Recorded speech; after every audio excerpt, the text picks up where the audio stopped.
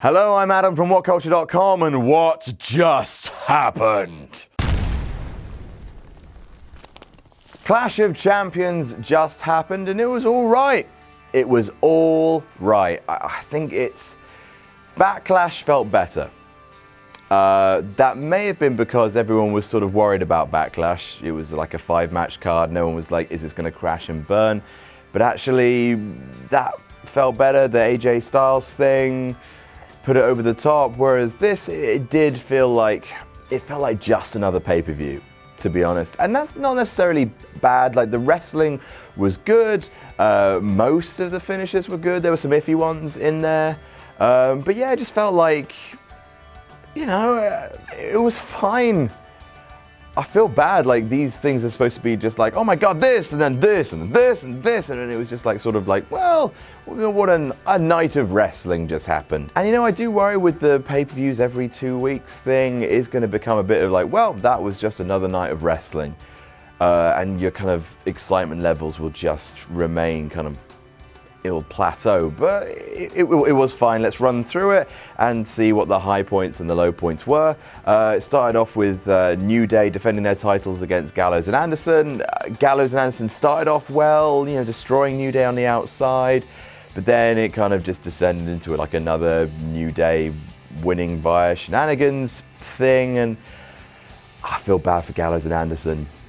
Like, they look good towards the beginning, but they've been flummoxed so many times. It felt like they really needed the win.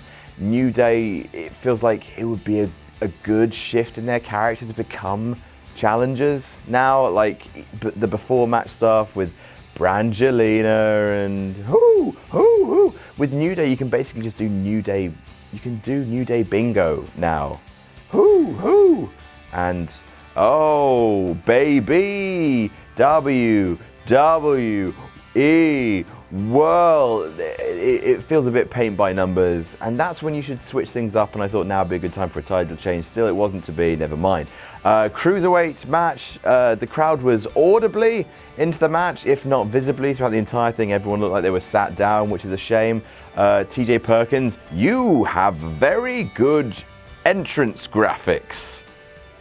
Feels like damning by faint praise, but the whole, Scott Pilgrim-y coins and hearts thing, all I wanted was for someone to hit TJ Perkins for the rings to just fly out of him. Yeah, it felt fine. Like, the crowd didn't hate it, but it also wasn't the, the best bit of the card thing that we've sort of been led to believe it could have been. It felt like they were brought in, told, right, you can do these moves and not these moves, because it's the main roster now and you can't go too crazy, and fine.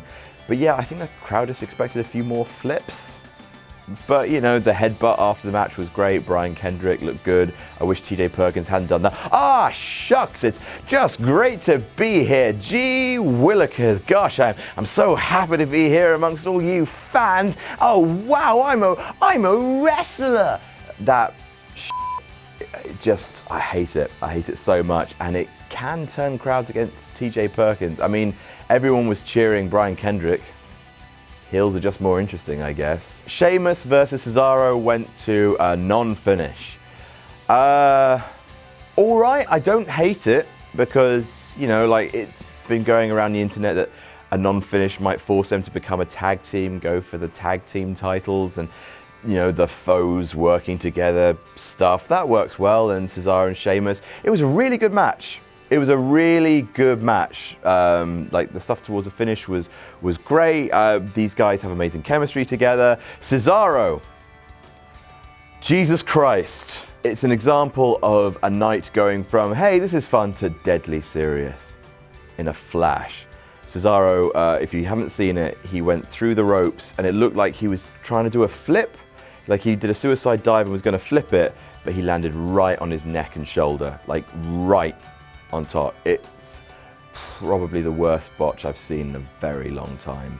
Absolutely horrible. Cesaro's face, when he rolled onto his back, and it looked like he was paralyzed.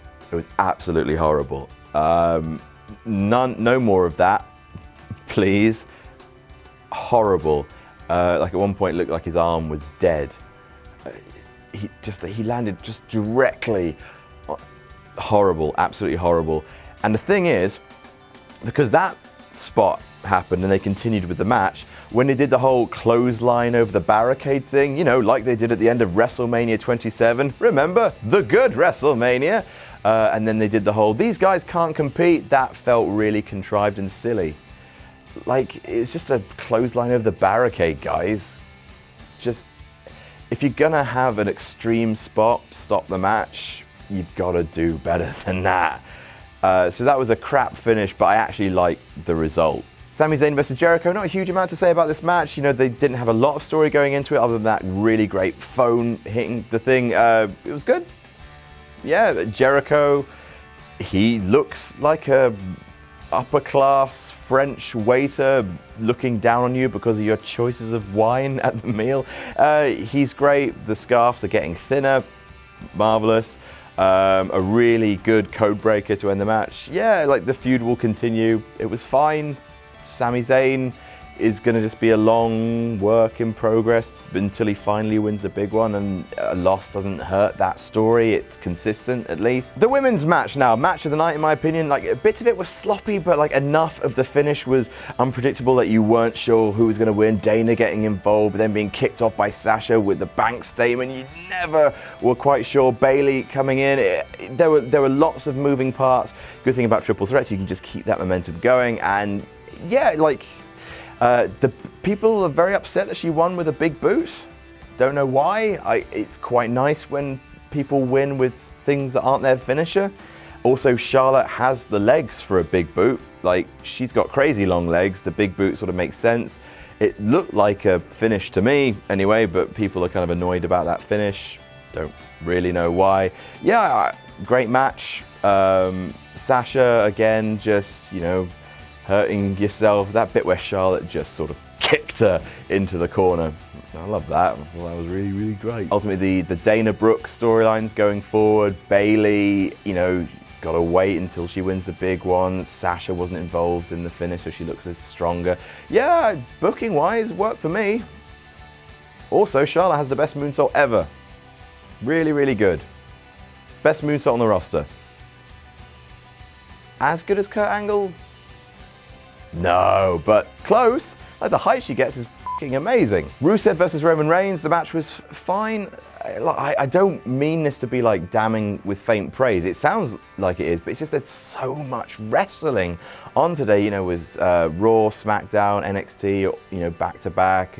You got superstars. You got like the increased regularity of the pay-per-views. It's just that you can't really say the wrestling was good anymore because there's just loads of good wrestling. There's good wrestling all the time. Good wrestling is everywhere. So you expect kind of like, you know, big stuff at the pay-per-views, and this pay-per-view wasn't full of big stuff. Although Reigns winning a title did feel big. Now, as much as you may hate Roman for the, you know, stagnant character thing, there's no denying that him winning the US title does a good thing for the US title. It's almost like Roman has been pushed so strong so recently that it is almost like Cena winning it. He's, you know, those matches are going to be important because it's Roman Reigns. So when he defends the belt, it's going to feel big. And ultimately, as much as you love Rusev, the belt, I think, is slightly more important. And putting it on Reigns, yeah, it's a good shout. He's the person who beats Roman Reigns for that belt. That's going to be a big moment. The match itself was fine. Lana getting thrown out rather than disqualification told a good, interesting story. Still doesn't quite make sense that Reigns was the conquering hero after ruining the man's wedding, but... And finally, the main event. Again, fine. No, it was good. It was good. Seth Rollins and Kevin Owens are two of the best wrestlers in the world. There wasn't a huge amount of story going in, so these guys will have a better match in the future. They will probably have much better matches in the future. Jericho came out to cause the shenanigans necessary for Kevin Owens, the chicken heel, to walk away with his title. A lot of people were expecting Triple H, and that probably would have been a bigger thing. something worthy of a pay-per-view. Chris Jericho coming out felt very Raw, main eventy. Like, the whole night felt like a bit of a bumper episode of Raw. But, you know, it was good. Frog splashes all over the place. No pins from frog splashes. It's just not a thing that happens anymore, I guess. Rest in peace. So yeah, a new ref came out with Steph. That caused a distraction into the pop-up powerbomb. 1, 2, 3. Owens retaining was the right call.